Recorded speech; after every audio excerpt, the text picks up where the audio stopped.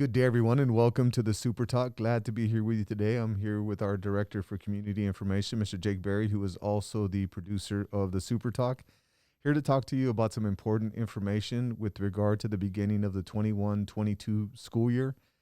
In our last SuperTalk, and by the way, I want to thank everybody. Our last SuperTalk had right around 20,000 viewers, so we're hoping that this one gets as much traction because we're going to talk about the same topic, and that's beginning the school year. As you recall, we had a thought exchange that highlighted the top questions that we should consider as we get closer to the 21-22 school year. We'll be talking about those here shortly. But before we get into that, for those of you that are keeping up with the Texas Education Agency, they released a new COVID-19 public health for student guidelines. So as far as the rules and regulations that TEA has, it's rather lengthy, but I wanted to hit some of the highlights so that you could see what TEA is asking us to do and how McAllen ISD is going to respond to that. So I'll start with regard to a student being confirmed to be positive for COVID-19. So what we've been told we have to do by the Texas Education Agency is notify our local health department and then also submit a report to the Texas Department of State Health Services. But one of the things that the guidelines don't call for is for us to notify parents or employees. But our plan is to hit the first two indicators that I just previously mentioned. But in McAllen ISD, we're also going to notify the school community, and that's including our parents and our employees. Also, masks. That's another one. As we know that school systems cannot require students or staff to wear masks, and that's straight from TEA's latest release. And what we're going to do is we're going to highly encourage our staff to wear masks, and we're going to highly encourage our students to wear masks, and we're also going to go the extra mile in working with our parents to have the option to say, I want my children to wear masks. So your school will be reaching out to you, and you'll be able to fill out a document that points out whether you want to mandate as parents that you want your children to wear a mask. So, for example, this coming school year, my youngest boy will be in second grade, my little girl will be in third grade, and my oldest boy will be in fourth grade. And when I fill out that document, I'm going to, as a parent, say, I'm requiring my children to wear a mask. Every parent will have that option, and obviously it's a parent choice, but we're encouraging parents to check off on that, because once you mandate as a parent that your child wear a mask, then we'll make sure that as a school system, we know exactly what parents want their children to wear masks. And at this point, we're anticipating that the vast majority, and we'll make sure that they do that, because we know that there's benefits to wearing masks, and we want to make sure that we put ourselves in a position as a layered approach, right? So if you think about what we're doing together as a team, this is a layered approach to preventing the transmission of COVID, and masks is just one of those layers. So once again, in McAllen, we are going to be working as a team to get as many people as we can to wear a mask. And also with regard to students who have COVID, TEA is saying that school systems must exclude students from attending school in person who are actively sick, and we know that, and we're going to do that, obviously. But one of the things that we learned is that during that time that they're home, during this exclusion period, that the school system may deliver remote instruction consistent with the practice of remote conferencing outlined in the proposed student attendance accounting handbook. So what we're going to do is we're going to make sure that while students are out, that they have a teacher that's not the teacher of record, because TEA says that the teacher of record cannot teach students face-to-face and teach students remotely like they did for the last year and a half. They're saying that it must not be their teacher doing that. But while students are home, should they be positive, the teacher of record that is not allowed per TEA to teach the student that are at home temporarily due to COVID will continue to guide this qualified individual that we're calling the student support liaison. And that liaison will take the lead in working with these children. So there is a methodology to continue to support these children that that are positive with quality instruction. Continuing on with this new COVID-19 public health student guidelines for student districts or for public schools, students who are in close contact. So one of the things that they say is that TEA is saying that individuals who are vaccinated will not be considered close contacts, and school systems are not required to conduct COVID-19 contact tracing. So parents of students who are determined to be close contacts of individuals with COVID-19 may opt to keep their students at home during their recommended stay-at-home period. And then it talks about the CDC update with regard to their guidelines and with regard to students experiencing no symptoms on day 10 may come back to school.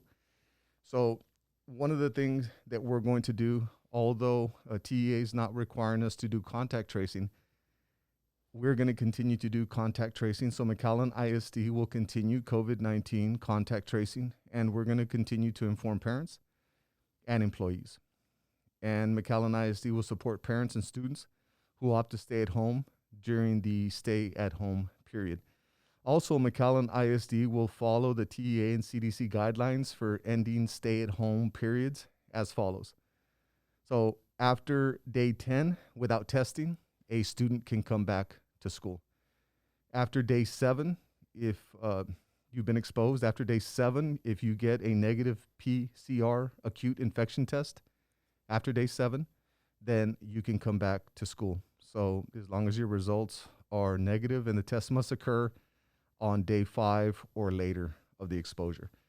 So I wanted to share that with you all because although TEA set guidelines, I wanted to make sure that the community knew that obviously we understand the guidelines for TEA, but we want to make sure that we're going above and beyond the call of duty with regard to keeping everybody safe and keeping everybody informed around COVID-19.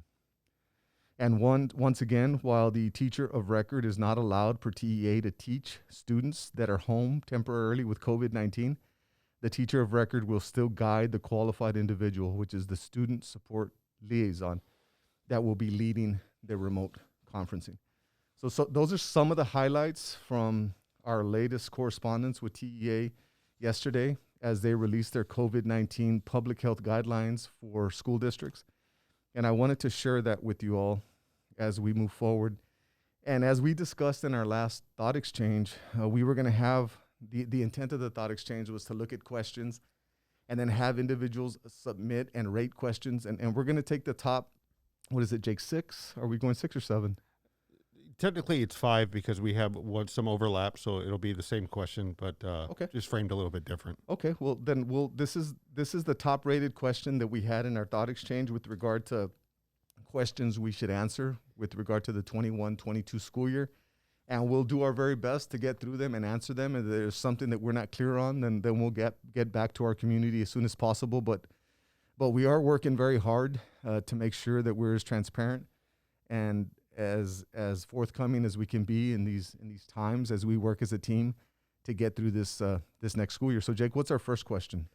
The first question is, Dr. Gonzalez, what will class sizes look like this year?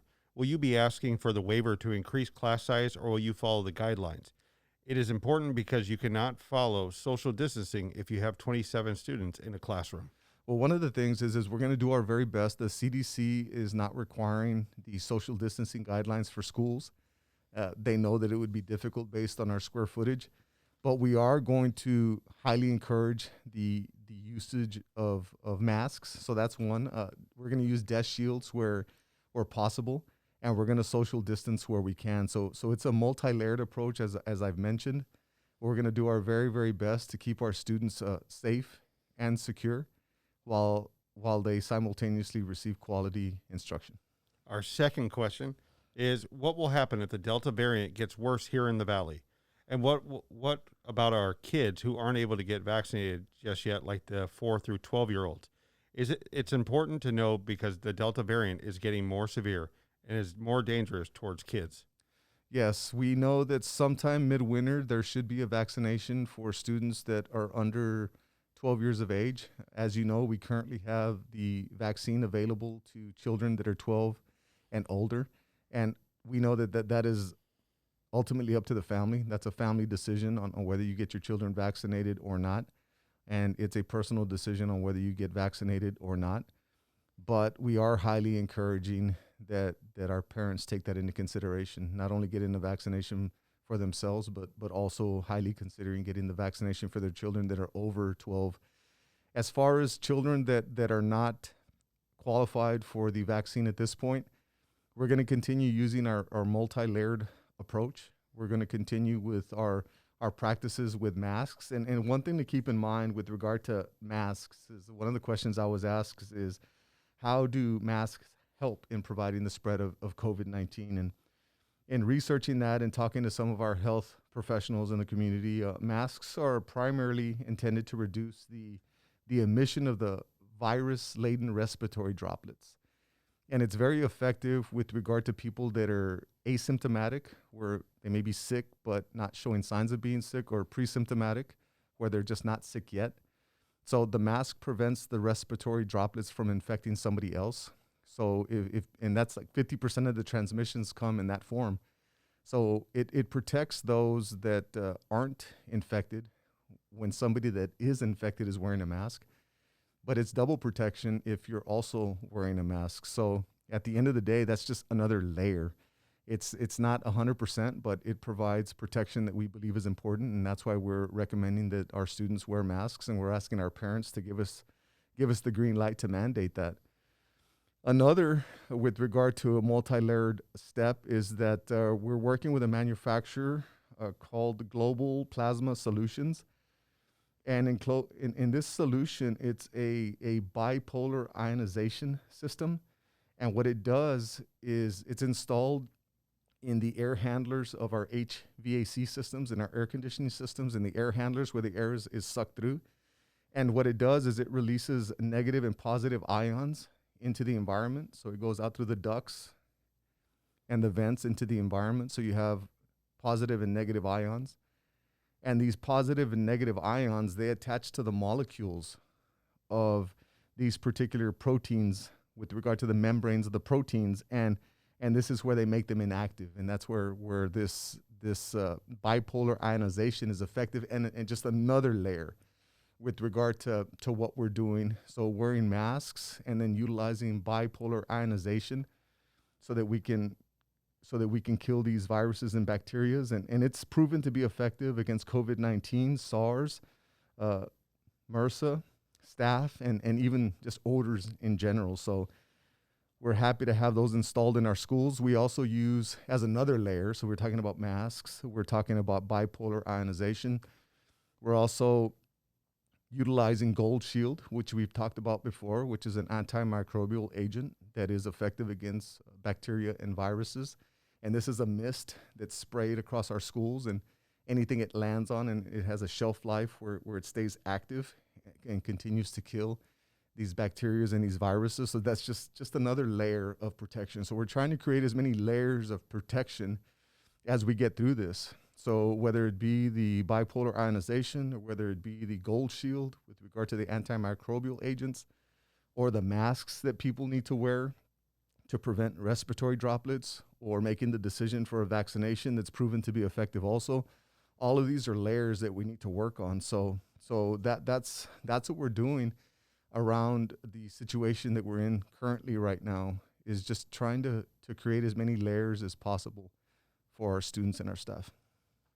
Dr. Gonzalez, our third question is, children 0 to 11 years of age, are the elementary schools going to be given the option to go virtual? Since they are not able to receive the COVID vaccine, how are we protecting those children?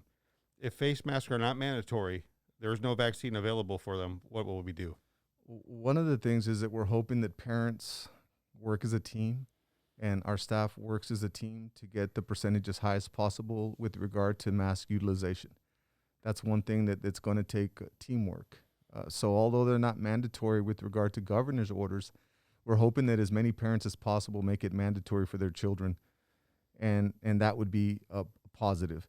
Now, as far as students that need a remote option, we're not providing a remote option for all students, but we are providing a remote option to those that are high risk and have extenuating circumstances of a medical nature.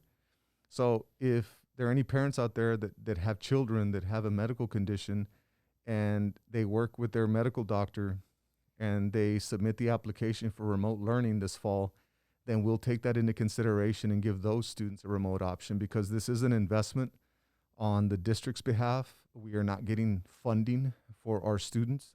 And like we did for the last year and a half, the state said if students are learning remotely, so long as they're engaged in the learning process and so far as they're turning in work and you can prove that they were in attendance, then you would get weighted average daily attendance for that day. So if you think about what that is, it's approximately $33 a day. So if a student went to school every day for 187 days, that would be a little over $6,000, $6,160. And if you took our 21,500 students that we ended the school year with last year, that would be approximately $132 million. And that's just the student component to our funding formula. There's other mechanisms to give us a total budget that's a lot higher than that, but it's for other federal programs and it's for other expenses that are earmarked. But what makes it difficult is when the state doesn't give us the option to get our funding as they did in the past, and that made it very streamlined. So we're having to invest dollars for students that have the highest risk. And again, if there are any parents that would like to take that option, please reach out to your school and you would fill out the COVID-19 high-risk extenuating medical circumstances application for remote learning, fall semester 21-22. And then we'll take that into consideration. Our next question is, we have unvaccinated kids. How is McAllen ISD going to keep them safe without a mask mandate, especially now that the Delta variant is in our community? It goes back to the layers that I talked about, and I won't go through them all again, but it's just different layers of protection. A lot of it is also working together with families to change human behavior, because some are mechanical and some are chemical. You know, we've talked about the bipolar ionization. We've talked about the gold shield. But then we have to work together on the mask side of it to prevent the respiratory droplets. And we have to work together to make sure that we change behaviors, such as making sure that we wash our hands, that we use hand sanitizers when available, that we not touch our face, that we social distance when we can. So it's just steps that we're having to take as a society right now. And, you know, school system is a microcosm of society. So it's no different than the steps that we're taking when we go to the grocery store or when we go to different businesses. You want to be as careful as you can. And it's about human behavior. So it's a multi-layered approach, and it's going to take all of our staff members and our students and our parents working together. Now, I believe you did answer this in the first question, but this is one of our top 5 questions. Are student desks going to be going to continue to have these desk shields? Yes, we're doing our very best to make sure that we use our desk shields where we can, and we have an adequate number of desk shields. We're going to do our very best, and that's just an example of another layer. So as we use our desk shields and then everything else we've talked about along with the masks, then we put ourselves in a position to be as safe as possible as we work toward getting closer to that vaccination for our under 12 population. Because once we get to that point, then I'm assuming that a large percentage of parents would get their children vaccinated, and then that would give them that additional layer of protection against this virus. The one thing that we're trying to do, and we're looking at the last year and a half and everything we've learned, and we know that there's academic gaps that need to be closed. We want to give our kids opportunity to participate in extracurricular activities at all levels. So we're going to be using processes there to keep kids safe. And last year was only varsity sports, so we want them to be involved in fine arts and the CTEs and robotics and chess and everything else. So it's a matter of changing behavior just beyond the desk shields.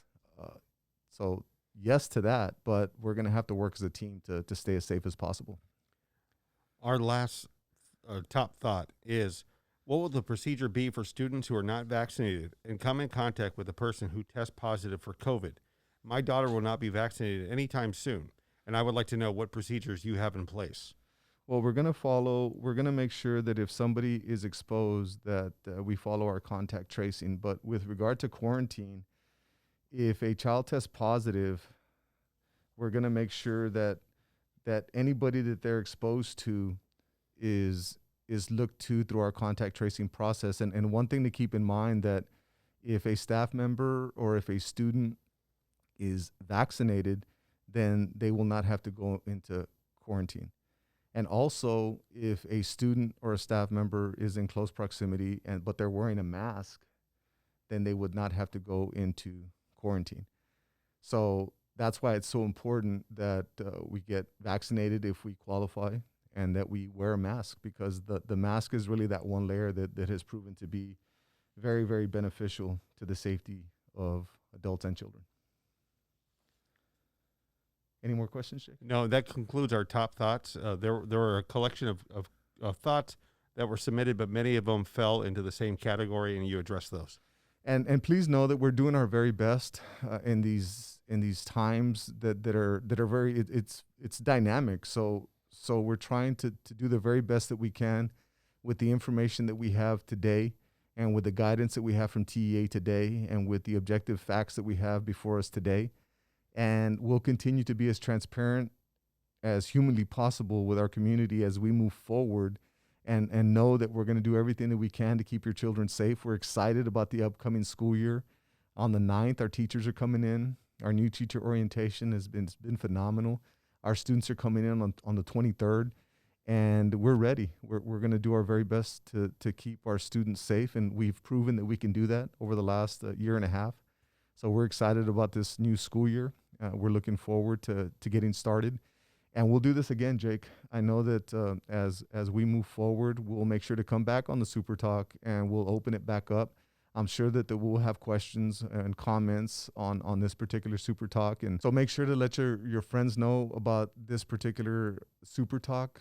Answered a lot of questions that have come through the office and that have been asked a multitude of staff members. So please get the word out, and then we'll do our best to get another Super Talk out as soon as possible. We have 2 more weeks before the kids come in, so we'll get back on sometime before then so that we can fill you in on the latest information. But once again, thank you all for believing in McAllen ISD. Thank you for your patience, and rest assured that we're doing our very best to continue to provide your children with a world-class education. Have a blessed day.